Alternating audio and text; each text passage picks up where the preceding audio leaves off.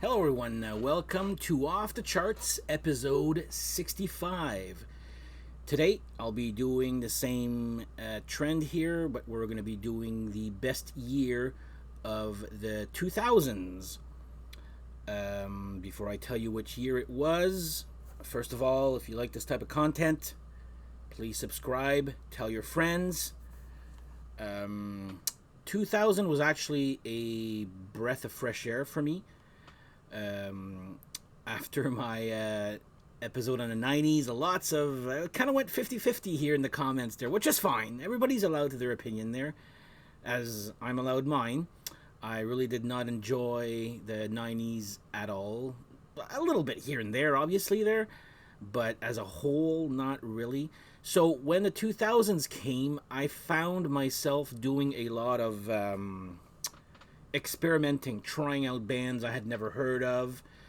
I will say the breath of fresh air came from a UK band called The Darkness, which kind of brought, I mean, there was some bands doing it already there, but mainstream here kind of brought the hard rock type music that I love.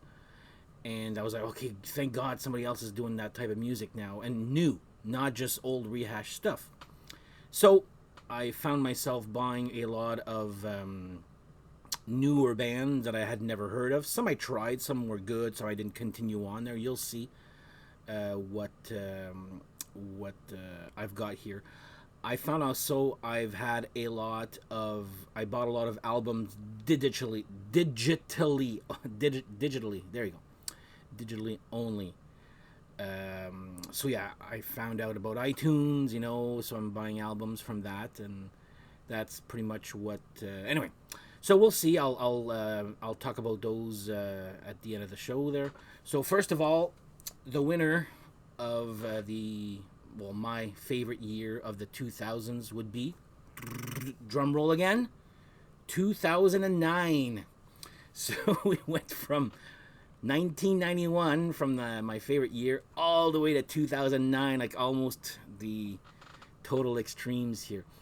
I mean, there was some years of the early 2000s that I did have a lot of, but again, the best year I found with what I looked at through my category, my purchases and my discography and all that, was the year 2009.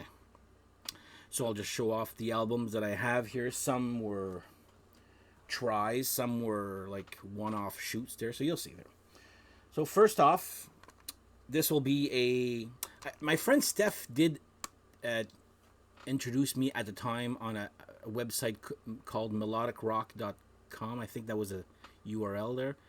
They did I remember they did a concert in Indiana. We drove all the way up to Indiana to see this show there. Anyway, very fun trip. Maybe we'll talk about it on an episode here. So anyway, off that website, I found a whole bunch of new albums there. So I'll start off with this one here, Out Loud. The album's called Will Rock You to Hell and Back Again. Not bad. I did enjoy this one. Did I buy any other albums from them? No. It does feature a drummer. I don't know if he drummed very much for Halloween, but anyway, I forget what his name is, Mark something there. But anyway, Out Loud, good hard rock, AOR-ish type hard rock that I do like. So Out Loud. This was just, I mean, I'm a big fan of the movie. This one's okay there. Back from the Dead, Spinal Tap. Okay there, it's not nothing genius there. Remakes of songs plus a few. Holy shit, I forgot about this here. Like this. Okay, it does pop up here with. You know what? Might as well friggin' unfold it here and show you guys. I actually forgot this was like, I never listened to this album there that much anymore. Comes up with. Anyway, there's a go. This guy, and of course Nigel Tufnell. Anyway, I'm not gonna do the whole thing there. It's gonna take me all episode to get the whole thing set up there. Pretty cool packaging. I just forgot that it was like this here. I haven't opened this like pretty much. CDs, what I usually do is I rip them on my iTunes and then I listen to them there. So anyway, Spinal Tap, Back from the Dead. Really cool packaging though. Forgot it was there. Okay, these guys. Oh. You know when you feel sorry for a band after you see a documentary, so you went and buy their whole discography? Again, some of them on CD, most of them on digital. Talking about Anvil. Everybody saw the movie, the story of Anvil. Man, did I feel bad for these guys after watching it. So I went and bought all their discography on iTunes, and again, some on CD there. Some are good. Some okay. Like, so Anvil, this is 13. This is the album that the documentary is based on. So there you go. This was a very pleasant surprise, actually. You guys know how much I love Winger. So he came out with Blackwood Creek, which is Kip Winger and his brother, I believe, Paul Winger, is that? Or Nate Winger? Nate Winger, yeah, there you go, yeah. So, just Blackwood Creek. I guess these were childhood friends that, when you form your first band, and you know what? In between musical projects, they went re-recorded some songs, or recorded or re-recorded. I'm not sure there, but this was actually a very pleasant surprise. I do like this album a lot. So Blackwood Creek, another 2009 gem right there. Another part of my trying to discover new bands here. This one is actually fairly decent. Dynasty. Bring the Thunder. I know my friend Yan has another album on vinyl, like a lot later than this here. So I'm like, oh shit, they're still around. But yeah, this is their first album, I believe, Dynasty. Bring the Thunder. Pretty good. Very good, actually. Fairly decent here. That's all I own from them, though. This one, oh my god, was it ever a pleasant surprise? Again, from that melodic rock website here. Talking about the band called Fire. Not very original name there, but Thrill Me. Man, did I ever love. I played that song to death. Thrill Me. The rest of the album is actually fairly decent also, but that one song, Thrill Me, I friggin' loved it when it came out there. Pretty cool cover too there. But yeah, this is actually pretty decent here. So Fire, Thrill Me. Again, I found this off of melodicrock.com at the time. You guys all know my love of Danko Jones, so he did release a B-side, so it's a bunch of tracks that were like either B-sides to a single or unreleased tracks and all that. They're fairly good compilation here, so Danko Jones B-sides.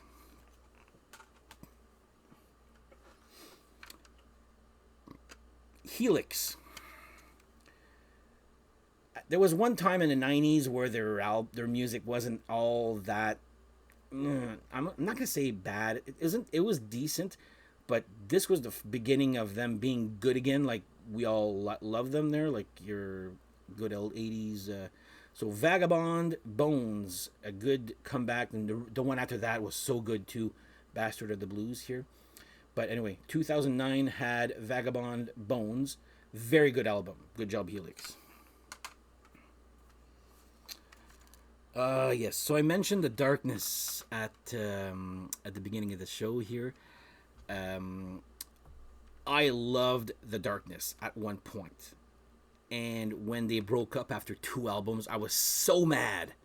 I was like, "Come on, guys! You had such a good thing going, and then you gotta go and fuck it up." And they've never been. They're back together again. I have all their albums. Lots of misses, a couple of hits here and there, but mostly misses I find there. But anyway, when they had broken up, the singer Justin Hawkins went and formed Hot Leg. There was one good song, I've Met Jesus, which is actually pretty friggin' catchy. The rest is, okay, I guess there. It's nothing spectacular there. So Hot Leg, I think the album's called, Red Light Fever. So if you never heard of these side projects, while his brother and the rest of the band went and did Stone Gods, which was a lot better. Not by much, but a lot better than this year was. But this was the year before. So Hot Leg, Red Light. I don't even remember the title of the album. Red Light Fever. There you go. Hot Leg with Justin, the singer from The Darkness. This band was on a roll at the time too. Megadeth, Endgame, another very solid release when this came out. Yeah, I did enjoy this one a lot here. I think this was the last one to feature James Lomenzo until Dave Ellefson came back, and then he left again. We all know why. If you don't know why, Google it. I'm not going to talk about it here, man. It's pretty embarrassing and disturbing.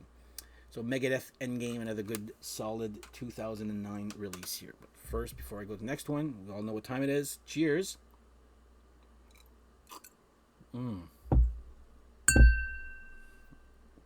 There you go. All right. This was unfortunately the last recording of one of my favorite singers ever. Talking about Heaven and Hell, The Devil You Know. It's like, I mean, they didn't want to confuse Black Sabbath, even though this is pretty much Black Sabbath there. Awesome album cover there. Unfortunately, I did see them on this tour, and this was when Megadeth opened. I still remember it was. I may have I don't know if I mentioned it in my another episode. I did talk about those two guys from Gatineau in the front row there. Hey man, Dio's in town. We're on the map, but in French there.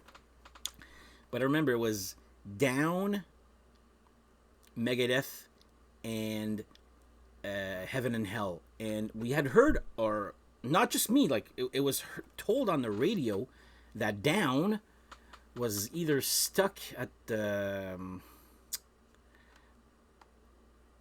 customs, and they weren't going to be participating on the show. So I actually texted my friend Yan, who loves Down.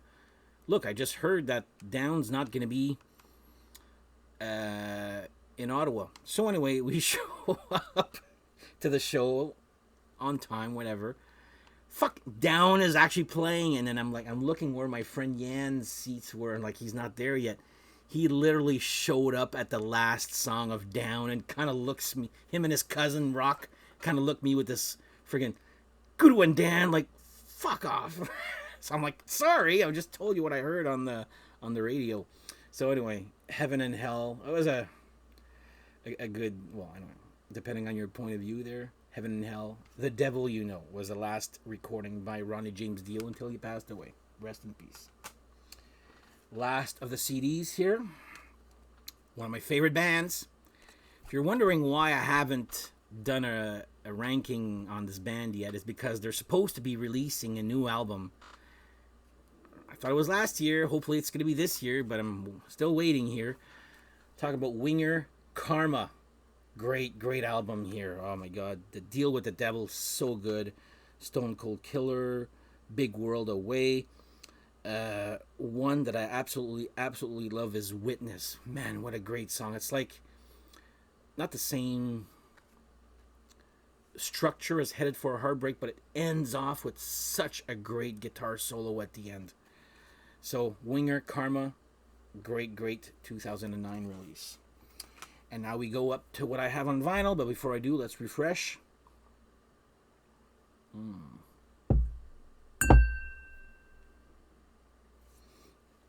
All right. One of my favorites from this band, and I've talked about him many times. Apparently, it's actually one of my more popular episodes here, believe it or not. I'm talking about Saxon, Into the Labyrinth. Yeah, that's what it's called. Great album. I love this album here. So Saxon, Into the Labyrinth. Kind of can see my mood is actually a bit more cheerier in the 2000s, right, than the 90s were. All right, here's another band. One of those, I mentioned them in the super groups episode. Again, with all the talent there, should have been great. I just thought it was good, very good there. Talking about Chicken Foot. I do like this album a lot still, but It just needed something a little extra. But still, love Sammy, love Michael Anthony. Joe Satriani is very good too. And Chad Smith from the Red Hot Chili Peppers on drums. There you go. Chickenfoot, their self-titled debut. I've talked about this one on my Ace Frehley episode, obviously. Ace Frehley Anomaly. There you go. Friggin' picture discs. I can't even get this. See, I can't even. I know I should have prepared this, but Anomaly, Ace Frehley, another 2009 release right there. I've talked about this band. I've done a ranking about this band. One of my favorite bands here out there. Talking about the Wild Hearts, which they released Chutzpah and Chutzpah Jr. So Chutzpah is the album. Chutzpah Jr. was a CD that you could buy if you got to see them on tour, and I think a year later or something like that, they released it on an online store there, so I went and bought that too there. But this vinyl has both. So it's got Chutzpah and Chutzpah Jr. as it should have been, which is the whole thing altogether. So another very solid release by the Wild Hearts. Chutzpah, not Schutzpah, which I thought at first. But this album actually taught me how to pronounce the word Chutzpah. Listen to the, was it called Chutzpah Jr.? Yeah, that's what it's called. The first song, it tells you exactly how it's spelled. Or pronounced, not spelled, pronounced, sorry. There you go. So Chutzpah.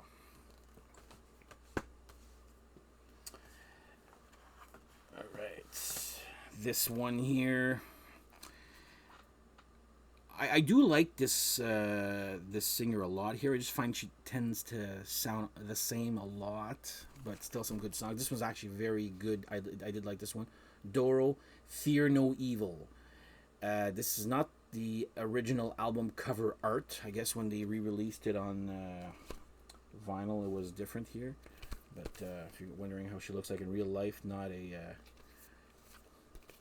She's always in sexy pose on as a painting there in her usually album, which I don't mind. So anyway, very good album here. Fear No Evil. And last but not least, my favorite band came out with such a great comeback album. Kiss Sonic Boom. Man, did I ever listen to this one here. There's not a dud on this album here. Maybe, I mean, if I'm going to choose a bad song, maybe Dangerous.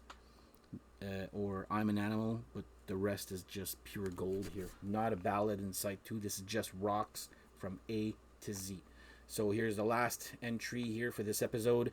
Kiss Sonic Boom. So there you go. This was my 2000s episode. The winner is 2009.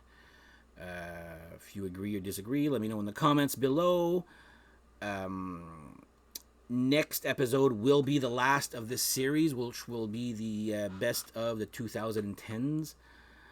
Not sure yet what year it's going to be, or not even close. I haven't done the research yet there. Just got a feeling it's going to be a little bit better than the 2000s. 2000s for me was a decade of experimentation. I forgot to tell you guys about the albums I bought on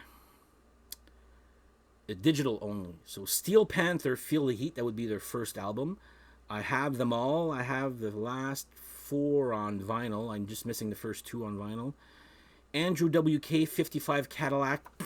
Don't even bother with that one. It's just an improv album of him on the piano. I don't even remember if he's singing on it or not, to be honest. I've listened to it once. I was like, nope, not for me. He's done some much better stuff than that album. Foo Fighters, Greatest Hits. I like the Foo Fighters. I don't own anything by them. I'm very satisfied with having bought the Foo Fighters, Greatest Hits. So there you go. Them Crooked Vultures. That was with Dave Grohl. Josh Homme from Queens of the Stone Age. And of course on bass, John Paul Jones from Led Zeppelin. And Led Zeppelin, I guess. I don't know what else he's done there. It was good. Again, like Chickenfoot, I found with all that talent, that's the best you could do. Like, I remember the song New Fang. Apart from that, I don't really remember if the rest was all that memorable. There, it was okay there. I did also get Alice Cooper. It was a single. It's called "Keeping Halloween Alive," which is actually very good. So the single came with the song and, of course, a karaoke version. So just an instrumental, so you could sing over it if you want there, if you knew the lyrics by heart there. Okay, this band. Bullet Boys, 10 Cent Billionaire. My friend Steph keeps laughing at me as to why I keep buying Bullet Boys albums. Like, the first three were great, and it's just not been the same band since at all. I'm sorry. So yeah, I only bought it. I don't even think it's available. I know it's available on CD. I didn't bother getting it there. It's gonna stay digital for a while, unless I really, really see it cheap on vinyl. But apart from that, there, nah. Devin Townsend, Addicted. I have a. No, they're all digital. Devin Townsend. I got 4 or 5 of his albums here. You got to be in the mood for Devin Townsend. But yeah, fairly decent. I like that album a lot there. Another one here, House of Lords, Cartesian Dreams. I have them all on digital, except for the first one. I have it on vinyl. Very good album too there, Cartesian Dreams. They're a lot better than I remember. Let me put it that way. Trans-Siberian Orchestra, Night Castle. I do have sort of like a greatest hits for Christmas album, like a Christmas album, greatest hits that I have on vinyl. But this one, Night Castle, I have it on digital only. And last but not least, Wasp Babylon. Again, Wasp, I have them all on digital. I do have a Live in the Raw on vinyl. Wasp, I like them one year, I hate them the next, and I'm indifferent the next year after that I'm back to liking them and not liking them. It's just such an up and down with these guys here. So if I see them cheap, I'll probably get them there on a physical copy there. We'll see there. So anyway, again, it's good. A good Wasp album, Babylon. But do I listen to it often? There, probably not there. So, but it sounds like old Wasp. Anyway, now I'm officially finished. So here you go. Cheers again.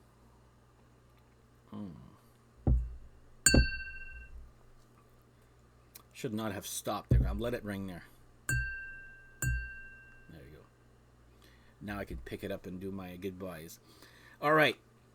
So thank you again for watching. Next episode will be the last of this series, which is the best year of the 2010s.